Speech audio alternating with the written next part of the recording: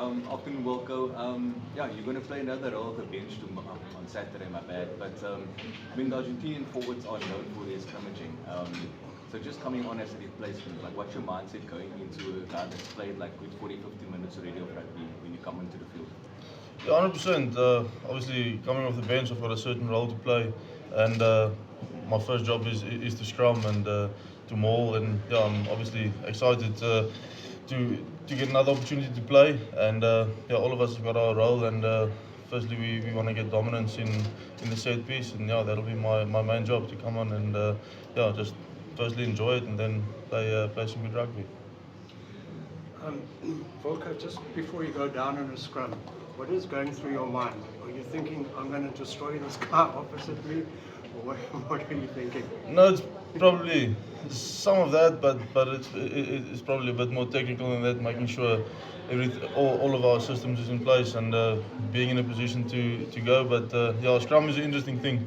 It's not just one guy who makes a difference. It's all eight, and yeah, everyone needs to be in sync and have the same mindset and the same plan. And yeah, working with Coach Don is a massive privilege. He's really good in what he does and really good getting the boys to focus on a certain goal. And yeah, it's a bit more than just getting in there and thinking I'm gonna go forward. So yeah, but yeah, every week has got its challenges, and this week is gonna be a big one. Wilco, there's been, over the international season so far, there has been a tendency for refs not to want to reward the dominant scrum. I don't know if you've picked it up. I mean, it seems that way. Just your thoughts on that, and just how do you handle it when you know you've got the upper hand, but the ref just doesn't give you the penalty?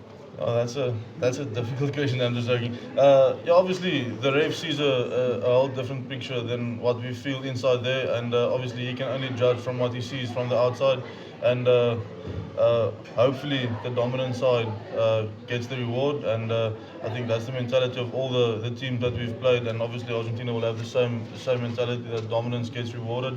And yeah, hopefully just giving good pictures and hoping that your picture is the positive one will obviously be the chance for the best outcome. So yeah, hopefully the team who is dominant and is dominant legally gets the penalty or the advantage.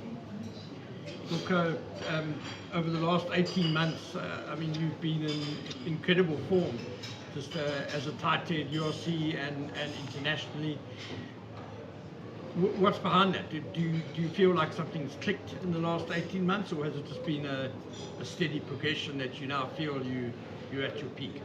Yeah, obviously I came back to the Bulls from Harlequins, and I think I've been enjoying my rugby, and I think that's one of the most important things, is to really enjoy what you're doing. Not that I didn't enjoy it at Harlequins, but obviously being in a South African coaching system, playing in a South African team, the Bulls has got an amazing pack. You play with incredible players like Gerard Steenekamp and Grobbies and Yanni and all of the boys, and everyone is the same as you. Everyone's got the same mentality, the same focus. Everyone wants to dominate in the scrums, and yeah, I think it's been a good season and an enjoyable one. And when you do your job and you can enjoy it, I think it just motivates you a bit more. And obviously, it's a massive honour being in the Springbok squad and getting to test yourself every week with some of the best in the world, scrumming against some of the best in the world. You have to learn and have to get better. Otherwise, you're going to suffer a bit.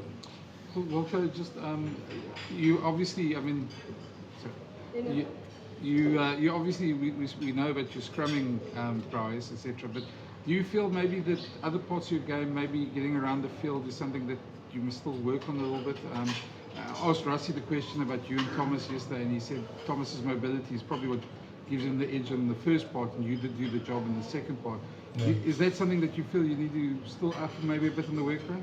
Definitely. I think if you ask any rugby player in the world, is there something you have to work on, and all of them will say yes, there's definitely. And yes, like I said, I've got a role in the team. Thomas got a role in the team. He's been playing really well, scrumming really well. His work rate is incredible, and yeah, a better work rate is something every prop, I can promise you, in the world, they'll say they strive for that. And it is definitely, there's lots still to work on, and yeah, my job is to to scrum, but not just to scrum. I have to still be able to make my tackles, get to cleans, maul, and play a decent amount of time. So yeah, definitely, there's always something to work on.